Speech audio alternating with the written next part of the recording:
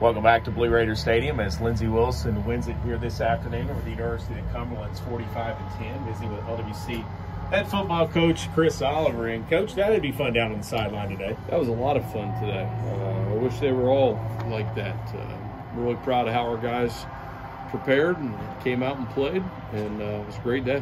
I talked to Coach. I talked to Bob in the pregame, and we didn't really talk about it in our pregame, but I talked to Bob about how I thought it was important that the offensive line hold their own today and play well, and I thought they did. I know Cameron was flushed out of the pocket a few times, went down 3 times, but they opened up holes this afternoon, and for the most part, I thought they played really well. Yeah, I think you're right. I think there was a lot of positives. This is a very good defensive line that we played against.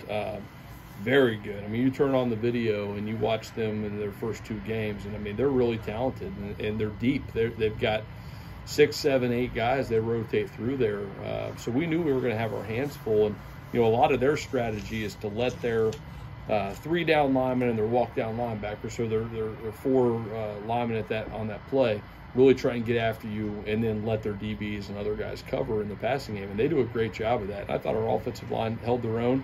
We had a couple protection issues, and there's a number of reasons for that when you have protection issues. Sometimes it's you're holding the ball a little too long at quarterback. Sometimes the routes don't develop the way that you think, or maybe you have a bust there. And then sometimes it's on the offensive line. But I thought overall, they played very well. We got plenty to clean up. We're going to have another good defensive front that we got to play against next week. 75 plays today. You averaged 5.7 yards per play. And when you play against a defense as good as Cumberland's, you can produce those kinds of numbers. You had 23 first downs. I mean, again, that's outstanding play. Yeah, there were some methodical aspects of today's game. We didn't hit a ton of big plays. When you look at 430 yards, there weren't a ton of huge chunk plays, but there were a lot of conversions, and I thought we did it pretty well. There was even a series in the first half that it felt like we should have come away with points, and we're just a little bit sloppy. So that's one of the things we look at is total plays at halftime. And we get the stats, and we run 38 plays and felt like we were on good pace, and we wanted to mix up our tempo with these guys today, and I thought we did a good job of that. So I know my son's over my shoulder right here. He's so. behaving. Okay, good. Your defense with 4 takeaways today, and I talked about the plays that Lindsey Wilson offense had. That you limited Cumberland's to just 53 plays today, and I thought you did an excellent job, especially in that first half, disrupting Wilkinson and really anything that they tried to do. Absolutely, we played great defensive football. I mean, we had the big long pass to 13. He's a very good player. He went over the top. Fortunately, we forced a fumble. That was really the only time we really let him get behind us the whole day. I thought we had a great plan. Our guys executed that. Outside of that play, we came away with a fortunate turnover. And it's a shame. You got to play team football.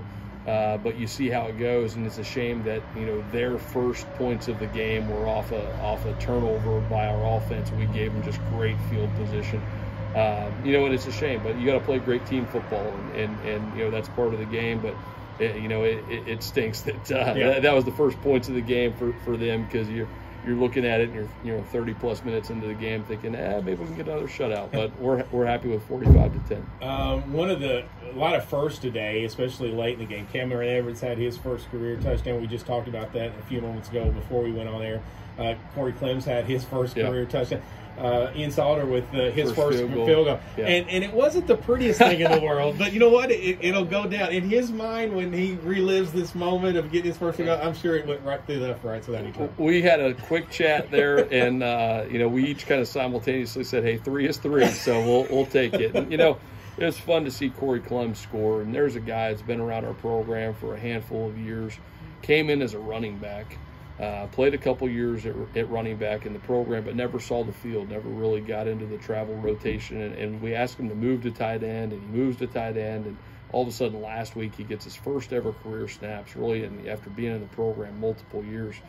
Has always been a guy that's willing to do whatever we ask him to do, and is kind of a team favorite, and he's a character, and he's gone through a lot of adversity and had some things here the past few months.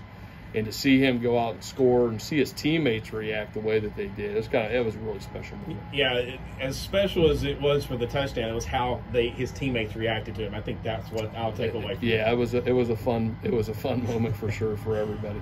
Coach, I know you had to be a little bit concerned coming into the game, knowing that you were off for a couple weeks, and you got to worry about are we going to have rhythm? And for the most part today, I thought the rhythm was pretty good. Yeah, I thought we started really well, and we struggled early in the week of practice, and I alluded to it with you.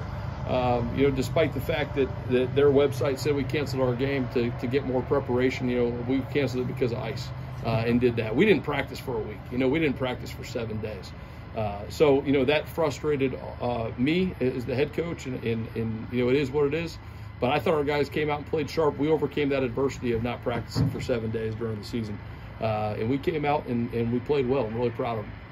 Blue Raiders with a 45-10 win, and now they turn their attention to Georgetown. And we'll talk about Georgetown when we get ready to talk about Georgetown. But just talk for a moment about the fact that you got to play a Cumberlands Georgetown in back-to-back weeks. That's not easy. It's tough. It's tough. You got two really good football teams, and Cumberlands is a good football team. I know we got the better end of them today. They're a good football team, and they're going to win a lot of games down the stretch. We said that they could win out. Yeah, there's no doubt. And I still think that's going to be one of the two maybe most talented teams we play in this division.